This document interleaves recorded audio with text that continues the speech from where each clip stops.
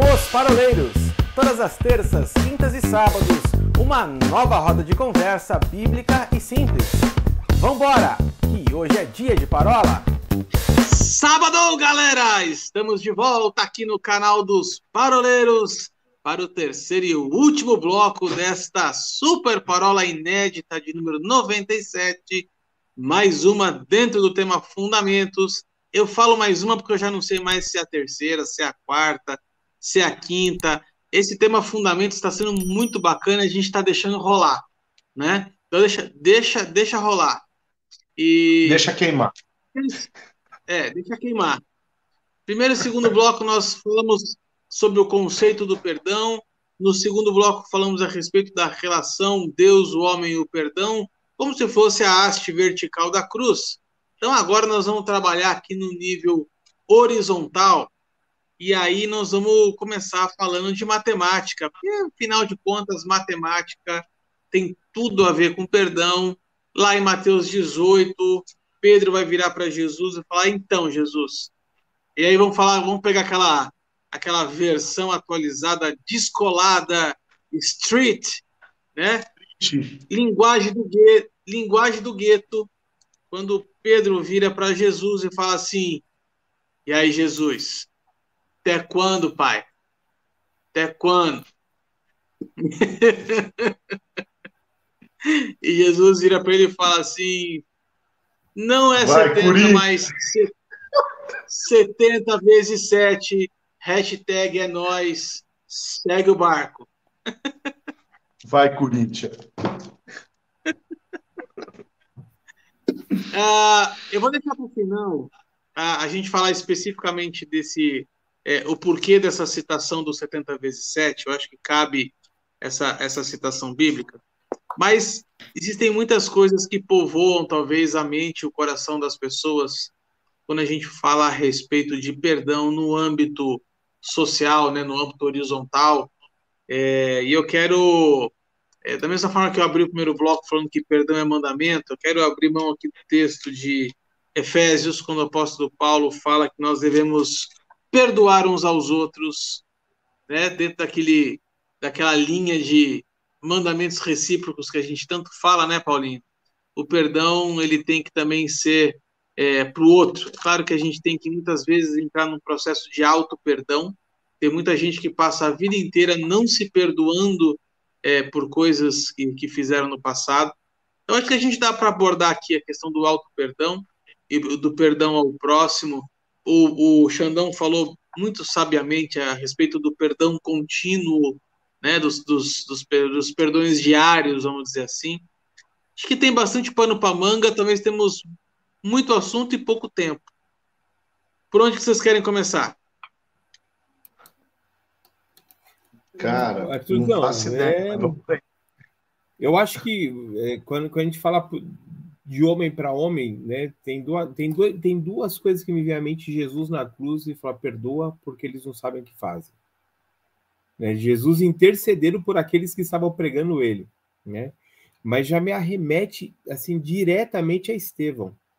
Não impute-lhes este pecado. Né? Os dois, né, já ali na linha do fim das suas vidas terrenas ali, né? Jesus, claro, ressuscitou, mas com as pessoas que estavam, né, matando, eles estavam praticando o ato ali do homicídio, sei lá como nomear isso, mas eles liberando perdão. Né? É um outro nível de cristianismo que eu acho que é fantástico, mas que é necessário a gente olhar e estar procurando repetir, né, para quem quer que seja, essa liberação de perdão. Uma das coisas que o perdão, eu sempre quando eu ministro para alguém, não é fácil.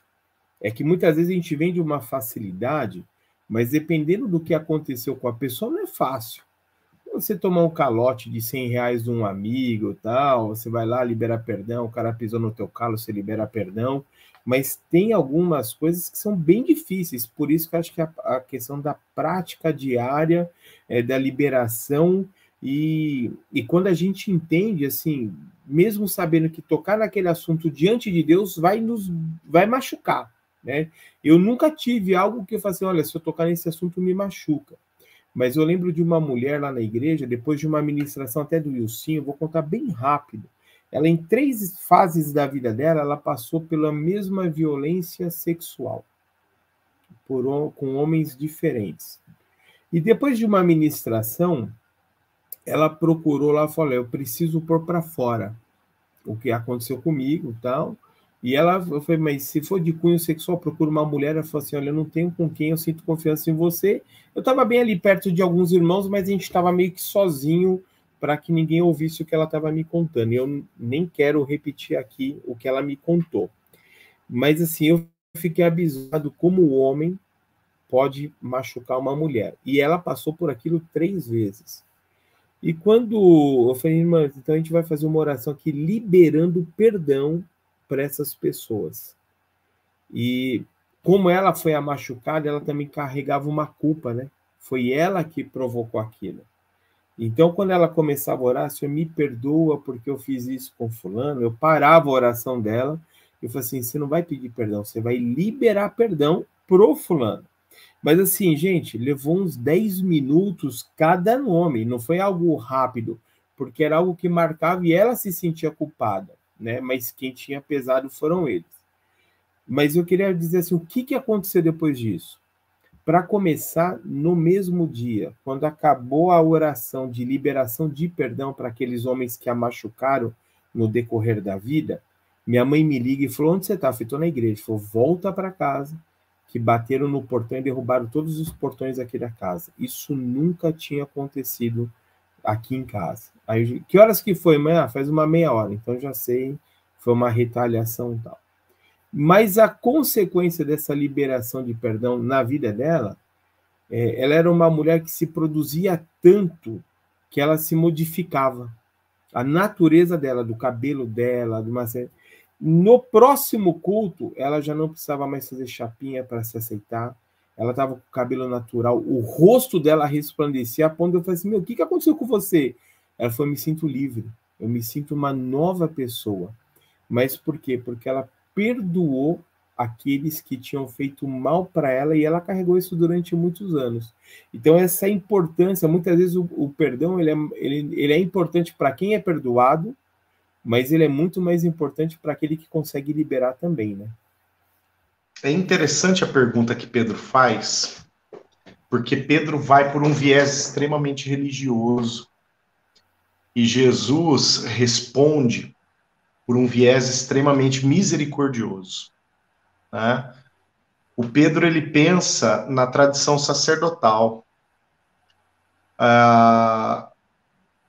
Pedro, ele pensa lá na dinâmica de sacrifícios, de processos de purificação, de banhos de purificação que sacerdotes passavam e davam em pessoas para espiá-las de suas culpas. Geralmente o 7 ele está agregado a isso, né? Vai mergulhar 7 vezes, vai tomar 7 banhos, vai lavar a mão 7 vezes, vai lavar a cabeça 7 vezes e tal. E o Pedrão, ele chega extremamente religioso para Jesus e fala assim, 7 tá bom, né? 7 para seguir a linha de raciocínio, né? Da perspectiva sacerdotal. E Jesus entra com uma resposta extremamente, como que a gente pode dizer, extremamente inesperada, dizendo, cara, não é por aí. Aqui Jesus não está preocupado com o número, eu acho que o Arthur vai tocar na questão do número já, mas aqui Jesus não está preocupado com o número, né? Ele está preocupado com o efeito absurdo que o perdão tem que causar em mim primeiro, né? Voltando naquela questão da justiça, a misericórdia é maior do que a justiça, né? São assuntos antagônicos, elas não vão se cruzar, não vão concordar, né? E Pedro chega para Jesus com uma mentalidade de justiça. Jesus responde para Pedro com uma mentalidade de misericórdia, dizendo, não, cara, você está partindo do pressuposto errado. Essa conta não vai fechar se você for por esse lado, né? Então eu fico pensando, né, num caso como esse, Xan, de uma pessoa que primeiro precisa perdoar-se a si mesmo para depois perdoar o próximo. Aliás, isso é comum, né? Em tudo aquilo que nós ministramos, em primeiro lugar, a gente tem que ter sido ministrado, né? Isso é comum na palavra. Paulo diz, 1 Coríntios 11, 23, eu recebi do Senhor e por isso, né, eu ensinei. Jesus, quando envia os 70, Jesus fala assim, ó, vão, preguem o evangelho do reino, expulsem os demônios e curem os enfermos. De graça vocês receberam, de graça vocês dão. Quando Jesus fala, vocês receberam de graça, então deem de graça, o que Jesus está dizendo? Cara, ontem os enfermos eram vocês, ontem os endemoniados eram vocês, ontem os caras que não ouviram o evangelho do reino eram vocês. Agora que vocês ouviram, foram curados e libertos, vão e façam o mesmo. Né? A gente só ministra em referência àquilo que nós já fomos ministrados. À medida que a gente se perdoa, né? E se perdoa não é aceitar os próprios erros, mas consertar os próprios erros mediante aquilo que o Senhor estabelece como critério de justiça.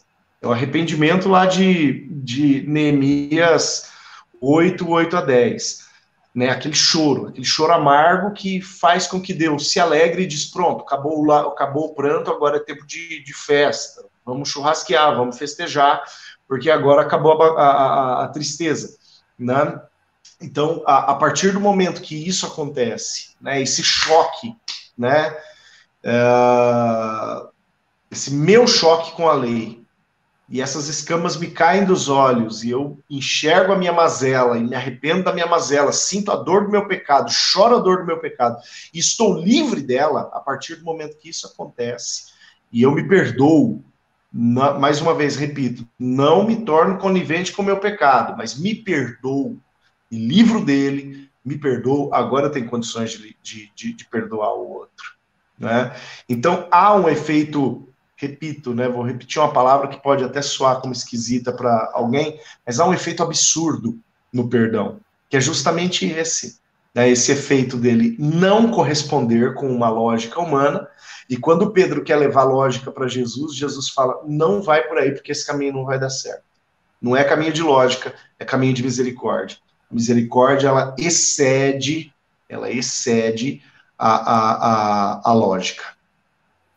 Paulinho, se você me permitir ilustrar, você estava falando, estava pensando no próprio Pedro. Nesse momento aqui, ele aprende a teoria com Jesus, não é isso? 70 vezes 7, assim, assado, vou te dar aqui uma historinha bonita e tal. Mas um pouquinho mais para frente, depois de negá-lo 3 vezes, ele aprendeu na prática. Porque ali ele estava para baixo, derrubado. Quem sou eu, né? E Jesus, com 3 vezes, tu me amas, restaura ele, né? Curando ele, né? Liberando o perdão, aquilo que fosse necessário para restaurar. Então ele aprendeu na prática aquilo que ele estava perguntando, né? Na teoria, ele mesmo passou pela prática e pôde experimentar isso aí. Tanto que ele já é um outro homem quando ele é batizado com o Espírito Santo. Porque as pessoas, tá todo mundo bêbado. Se fosse o Pedro de antes, era facada em todo mundo. Não, o que vocês estão vendo aqui é o que está escrito lá em Joel. Já é um cara mais amoroso, já é um cara mais boa praça, né? Vou dar um respaldo bíblico aqui, só para não falar que parece que é só poesia isso, né? Mas o apóstolo Paulo vai falar lá em 2 Coríntios 1:4. É ele que nos conforta em toda a nossa tribulação, para podermos consolar os que estiverem em qualquer angústia, com a consolação com que nós mesmos somos contemplados por Deus. Consolamos os outros com a mesma consolação que nós recebemos. Certa feita, um pastor aqui de Curitiba, logo depois que eu cheguei aqui, num processo de restauração bem profundo, ele virou para mim e falou assim, Arthur, a tua maior dor, depois de curada, vai se transformar em autoridade para você curar outras pessoas. Aquilo falou tão forte no meu coração, tão fundo no meu coração, que quando o Paulinho fala a respeito de você primeiro entender o que é ser perdoado para poder depois ter autoridade para ministrar perdão sobre alguém, isso é uma verdade absoluta, né? E aí eu não quero ser repetitivo aqui, Xan, mas é bem o que você falou. Falar de perdão é fácil, cara. O duro é viver perdão. O duro é você ter que encarar aquele que te feriu e falar assim, te perdoo, eu te isento da consequência da minha justiça própria. Eu abro mão do meu senso de justiça para que a justiça de Deus prevaleça. Porque uma coisa é certa, cara. Isaías, acho que é 69, 60, vai falar que a nossa justiça é como trapo de imundícia diante de Deus. Né? E um outro aspecto que é muito importante, que eu aprendi isso recentemente, talvez uns 5 anos atrás, talvez um pouco mais, que diz que toda vez que a gente coloca a nossa mão de justiça sobre uma situação, automaticamente Deus tira a mão dele. Então, aonde Deus tira a mão de justiça, não prevalece mais a justiça, mas prevalece a vingança. Porque o senso de justiça do ser humano é baseado em vingança, não é baseado em misericórdia. Por isso que eu acho que é tão importante a gente falar a respeito disso, e eu quero pedir licença para o Xan, fazer uma pergunta pastoral aqui para o Paulinho. Já escutei essa expressão várias vezes e queria pedir a tua orientação pastoral sobre isso, Paulinho.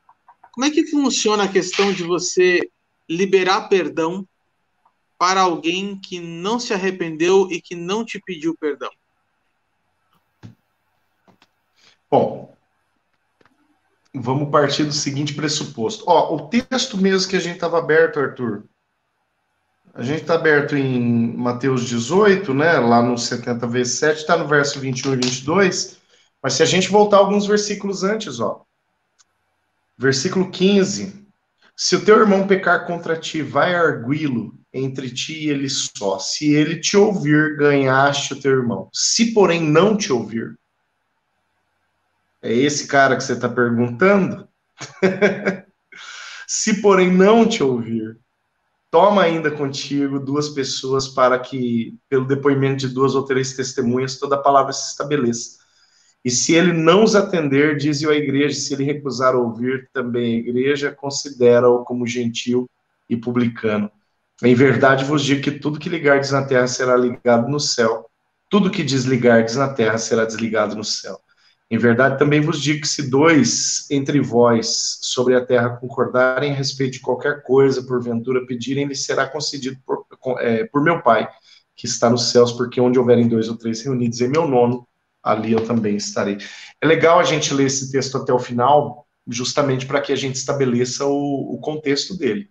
Esse texto ele não é um texto genérico, ele é um texto que tem um assunto. Ele está cativo a um assunto. E o assunto é justamente esse. Né? O irmão que pecou contra você. E olha que interessante, né? O cara pecou contra você e você foi atrás do cara. Olha que nobreza. Né? Você não esperou o sujeito vir. Você foi até ele. Para que você possa dar a ele a possibilidade de arrependimento, de conserto, de sair daquele ambiente de peso, de transgressão, de não estar no centro do foco para onde Deus está olhando, né? Então, na verdade, quem é o grande prejudicado nessa história toda, né? Então, você que entendeu o peso do perdão de Deus na sua vida, você que entendeu o valor daquilo que te foi ministrado, o que esse cara aqui está fazendo? Esse cara que recebeu uma ofensa e que foi atrás do ofensor para dizer assim, cara, você tem a oportunidade de se arrepender. O que esse cara está fazendo? Ele está dando de graça aquilo que ele recebeu. Aquilo que a gente falou agora há pouco. Ele está ministrando a partir daquilo que ele foi ministrado. Ele está liberando a partir daquilo que ele foi liberado. Então, na verdade, liberar perdão sobre quem não quer receber perdão, ou quem não quer pedir perdão, melhor dizendo, né? Liberar perdão para quem não quer pedir perdão, esse termo ele pode até parecer chover no molhado, mas, na verdade, ele já está previsto aqui na palavra do Senhor. Quando a palavra diz assim, cara, vai lá, né? Por quê? Porque você tem uma obrigação, isso com qualquer pecador, seja um pecador contra mim, seja um pecador contra o outro, eu tenho a obrigação de mostrar para esse cara que ele está fora do caminho, que há um caminho de conserto, né? E quando quem sabe esse desafio ele se torna um pouco mais complicado, mais difícil, quando a ofensa foi contra mim. Mas como diz um pastor que eu gosto muito, Luiz Hermínio, a gente estava falando dele, morto não se ofende. Morto não se ofende.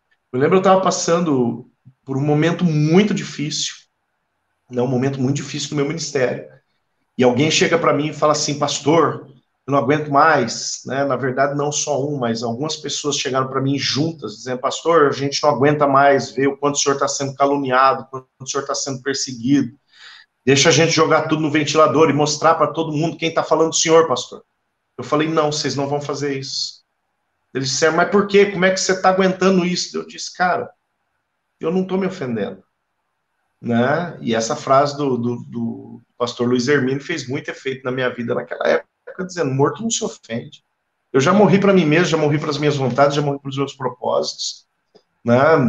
A justiça não é minha, o senso de justiça não é meu, vocês estão querendo se mover pelo senso de justiça de vocês. Pode parar, não vai ser desse jeito. E claro, Deus não falha, e Deus não falhou naquela ocasião, como nunca falhou. Né? E a justiça de Deus estabeleceu-se. E eu não fiquei ofendido. Não guardei no meu coração isso. Né? Não carreguei isso comigo. E na oportunidade que me foi dada, procurei quem me ofendia, dizendo assim, cara, vamos consertar esse negócio. Né? E a pessoa disse, não, não quero consertar. Então tá bom. Você não quer consertar, cara. Que pena, né? Eu estou livre da minha obrigação de dizer para um pecador, de tocar a trombeta, né? Ezequiel 33, de tocar a trombeta, porque eu estou vendo a fúria chegando. Cara, vai ter sangue sobre a tua cabeça. Não, eu não estou nem aí com a sua trombeta. Fechado, eu fiz o meu papel de atalaia e toquei a minha trombeta. Né? O resultado lá em Ezequiel 33 a gente já conhece. É isso que a gente encontra nesse texto aqui, nos versos anteriores, certo? Não sei se o Chan tem algum retoque para fazer aqui. Assim, enquanto o Paulinho falou, eu lembrei, eu estava bem vivo, viu, Paulinho? Eu ando muito vivo, não estou muito morto não, cara. Mas o que eu falei num bloco aí, eu falei assim, eu não tive nenhuma grande... algo grande aconteceu comigo que eu precisasse perdoar, mas ministerialmente aconteceu. Eu fui traído ministerialmente e foi um negócio que foi louco, porque eu fui para uma reunião e que falaram, olha, vai ser conduzido assim, assim, assado. Só que quando eu estava indo, durante a semana, me falaram, olha, ela vai ser conduzida, vai ser tranquila, a gente vai aqui pela esquerda. E quando eu cheguei indo para a reunião na rua da igreja, eu escutei, com beijo me traíste. E eu juro que quando eu pensei nisso, eu falei, agora eu viajei. De onde que está me vindo Judas na cabeça? Participei da reunião e aquilo que falaram que era pela esquerda, na verdade foi pela direita, quem estava boiando era eu. Eu me senti assim extremamente traído pelas pessoas. As pessoas que falaram que vai ser assim, fizeram completamente diferente. Eu fui embora mal, assim, mas o problema foi o sentimento de traição. Não, nada disso. Foi, poxa, era só falar, né? Assim, foi aquela facada pelas costas. E eu passei a noite inteira sem dormir, assim, eu não conseguia dormir. Eu falei, como é que eu vou conseguir conviver com esse tipo de pessoas que fazem isso e tal? E aí, perto da manhã, se era umas 6 e pouca da manhã, me chega um WhatsApp de uma mulher que nunca me mandou WhatsApp na vida e falava assim, Xandão, eu estava fazendo minha devocional aqui, eu estava lendo Lava-Pés, e Jesus lavou os pés de Judas, mesmo sabendo que ele ia traí-lo. Eu não sei o que aconteceu com você, mas perdoa quem você precisa perdoar. Cara, aquilo foi uma bomba de amor dentro de mim, que eu só pude... Porque assim, eu passei a madrugada indignado com os meus trapos de imundícia, e pensando, peço para ir embora ou não? Vou embora, como é que eu vou conviver com isso daqui para frente? Mas quando ela me lança isso, que eu tinha que perdoar as pessoas, foi o caminho, foi a solução. Eu sei que tem muita gente que vai estar ouvindo a gente, e o caminho de qualquer situação que cada um tiver, quem está nos escutando, é perdoar. Né? Seja um líder, seja um parente, seja um cônjuge, quem for, seja o teu chefe, né? Eu acho que tem que aproveitar tudo que foi falado aqui, que tudo isso foi conselho pastoral. Pegamos a Bíblia e trouxemos para as pessoas e falamos assim, olha, Jesus nos perdoou, Deus nos perdoou através de Jesus, e agora esse 70 vezes 7, que você vai encerrar explicando, né, Arthur? A gente distribui isso, e quem vai usufruir dos benefícios somos nós. E para mim, nesse dia, foi um grande benefício. Eles sabem que erraram, vieram me procurar, nem precisei procurar, nem quis entrar muito, porque para mim aquele perdão que eu fiz naquela manhã já foi o suficiente. Então tá liberando mesmo aí no nome de Jesus. Fácil não é. Como eu Fácil disse, falar é fácil, viver não é tão fácil assim. Eu quero encerrar essa nossa parola aqui, falando a respeito do 70 vezes 7, muito rapidamente, porque a gente está com o tempo já bastante estourado, mas essa passagem de Mateus 18, que a gente tanto conhece, de Pedro perguntando para Jesus, então, Jesus, perdoa 7 vezes meu irmão? E Jesus fala assim, 7 não, mas 70 vezes 7. E aí, você pode estar pensando aí com você que isso tem que ser uma conta, então você vai lá e faz a conta e descobre que são 490 vezes. E aí você pode se perguntar assim, mas são 490 vezes dentro de um ano? Dentro de 6 meses? Dentro de uma semana? Ou por pecado. Ou por pecado. Dentro de uma vida inteira? É um carnê que a gente tem que ficar anotando. É como se fosse um checklist. Não, queridos. O 70 vezes 7 aqui é uma alusão a algo que está no Antigo Testamento e que talvez muitos de vocês nunca se deram conta dessa passagem. Mas eu quero trazer para vocês Gênesis 4, a partir do versículo 17. Nós vamos encontrar aqui a passagem de Caim, logo depois que ele mata o irmão, então ele é expulso, né? Ele é afastado do convívio, e aí conta que Caim funda uma cidade chamada Enoque, que era o nome do seu filho, e aí o texto vai falar de genealogia logo depois de Caim, só que ele para aqui no versículo 23, diz assim, e disse Lameque às suas esposas, Ada e Zilá, ouvi-me, vós, mulheres de Lameque, escutai o que passo a dizer-vos. Matei um homem porque ele me feriu, e um rapaz porque me pisou. 7 vezes se tomará vingança de Caim, de Lameque, porém, 70 vezes 7. Aqui está a referência dos 70 vezes 7 que Jesus usa no Novo Testamento, dizendo que nós não somos como os descendentes de Caim. Nós não somos aqueles que retêm o perdão. Nós não somos aqueles que matam ou que agridem porque são incapazes de perceber que o outro também é passível de erro e que precisa igualmente de perdão como a gente precisa. Que não sejamos nós como esses filhos de Caim, mas sejamos aqueles que são capazes de perdoar, assim como nós também fomos perdoados um dia. Então vamos chegar aqui ao final dessa parola de número 97, mais uma dentro do tema Fundamentos. Encerramos aqui o tema Perdão, nessa semana com uma participação especial do nosso amigo, irmão de fé, camarada, Xandão Fiorini, também conhecido como 04, e o 04 vai estar conosco aqui na semana que vem. Siga-nos nas nossas redes sociais, lá no Instagram, lá no Facebook, lá no YouTube, siga-nos no nosso canal, assine a sinetinha. E para você que gosta em formato de podcast, você vai encontrar essa roda de parola em áudio no Spotify, enquanto você fica aguardando o caricaturista fazer a sua caricatura aqui na Feirinha do Largo da Ordem, em Curitiba. Um grande abraço para você, fiquem com Deus e até semana que vem, se Deus quiser. Tchau, tchau!